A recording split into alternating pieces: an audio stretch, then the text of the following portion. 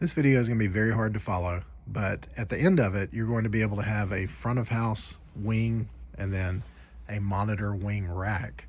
And if you happen to just have one stage box, be able to send your inputs to both consoles and share your outputs, do your mains from front of house, subs, and front fills from front of house, and then send all of your buses from the wing rack and utilize it all just using one stage box.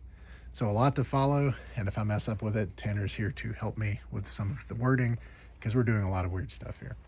So first thing we're going to do is we're going to come out of this console to C, out of C into A, here. Then we're going to come out of the B port into A of this wing rack. And then we have to go into our setup menu. So we'll hit setup, and then we have to go into audio, and this has to sync from A. So very important for you to have your sync source set to A, and we don't have to worry about remote head amps or anything else at this point. So there's that. And then this guy needs to be synced to internal. So we need to have our internal sync. They both need to be at 48K for all of this to work. So first thing we're going to do is just get some input into this console. You can see that our signal chain is working. We have an S32 and we have a wing rack.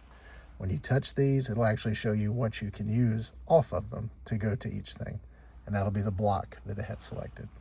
So we're going to go ahead. I'm going to try to get the camera down a little bit. And we're going to unlock and do +1 on every single one of these till we get to 32.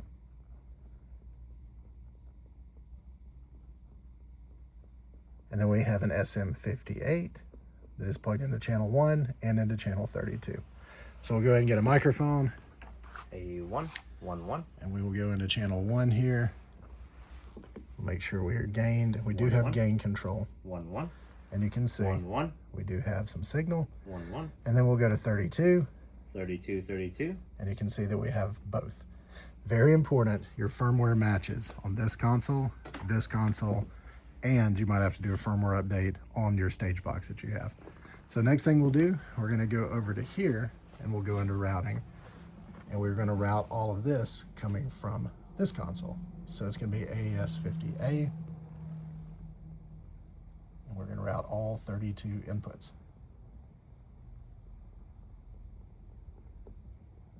So this is pretty straightforward and pretty easy for this point. So we'll go ahead and talk into a mic. And you should be able to see where it's coming into here. So we got 1, and then we have 32.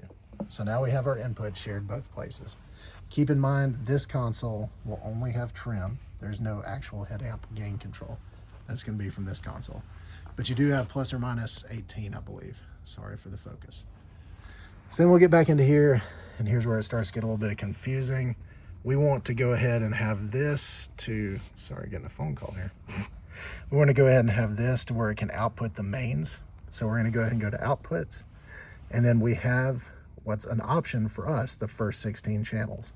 So if we hit 15 and we go to our main bus out, we can go ahead and do left and right. And then we go back here, and this would be our subs and our front fills. So we'll go ahead, and I meant to do, it doesn't matter. That would work. And then we could output from this S32. If we hooked it up into 16, which we can do, the mains from this console. So I get that one-handed. We'll see which mic Tanner has. 1. Let's go back to channel 1. Make sure our main is up. Hey. And you can hear check. we're coming out of the speaker. Check. And life is good for that. But then when it gets really complicated is when we want to get outputs from this to the stage box. So we'll try to get that focus to work again. So go back over to here. We're going to go into routing, and then we need to go to our outputs. And we're going to be outputting to this console. And we have all these options. But the only thing that we can really do is send the first 16. And I know that's weird because you think we're already using the first 16 on the other side, but we can. So we're going to do our buses. And we're going to do bus starting on 16. Or starting 1, and we're just going to go all the way down, 1 left, 2 left, 3 left, 4 left, 5 left. Sorry for the glare. I don't think I can get a hand to fix it. And now all of those could be sent to us to catch. So those are being sent from here. And then we go back over here and we have to catch them to go to the stage box. So you'll remain in the outputs, and then we will end up routing from C. And then if Tanner were to start sending something to the bus, so we'll go back to the channel, we're going to select it, and then you can go, we'll have to make sure we're on.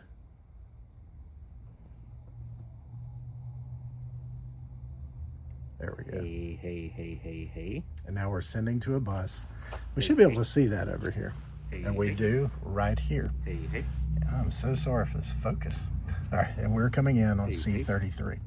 So the first 16 out on the other snake are going to come to our last 16 that is available here. And you can see when you select it, that's where it's going to end up showing up. So then we're going to route for his very first bus, and we'll talk again. Hey. We're going to start here, and then we'll go to this one, and this one, and this one, and this one. And let's say for this particular instance, you have 12 mixed buses coming from this console that are going over to this one. So now if Tanner is talking, we will see that this ends up having it. Maybe 1, 3, and then here comes 1 and 5, 3. 7, 9, and so on. And go ahead and turn those all back down. And we're going to move our output from being the mains to being monitor mix 1 coming from the rack. So here it goes. And then if he starts turning it up from the rack, Hey, 1. you can hear that we've got it. Hey. So very confusing, but that is how you can just use one cable. So you would only have to do one from front of house out of this console into your S32 or DL32, and then come out of this and go into your rack. But essentially, we're sending the signal from this back to that, through this, back into that, from that, back into here, into that to do that. But we had somebody that requested this, and that is a way that you can actually do it. And it'll utilize, if you have all of your rack gear in with your stage box, you could have all of your in-ears and everything racked up. So here's where a catch comes in. This is a 32 by 16 box. If you hook up one single DL8 or one single SD8 or an SD16, all of your numbers are going to change what's available and where you can send it from. But it looks like on this latest firmware update, if you end up touching this, it will show you what's available for what on what console. So that should help you out. But there's a chance. If you hook up the DL8, I believe, what did it do in our routing over here? I believe it made it to where it wasn't the last. We are on outputs. We need to go back to, yeah, we're here. So I think it made it jump down 2 more layers. Is that right? Something like that. It was something, but you'll have to just see where your signal comes in based off what stage box you're using. But hopefully that helps. And then we have both of these mics are going into that stage box. The signal is being shared to both consoles. And then our output routing, we have mains, front fills, subs from here, and then all of our mixed buses from the rack, all off one cable.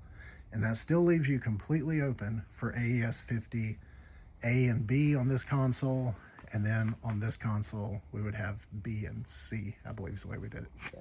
And the reason that we did do the A to C is just where it made a little more sense not having A everywhere on the routing when we're doing it.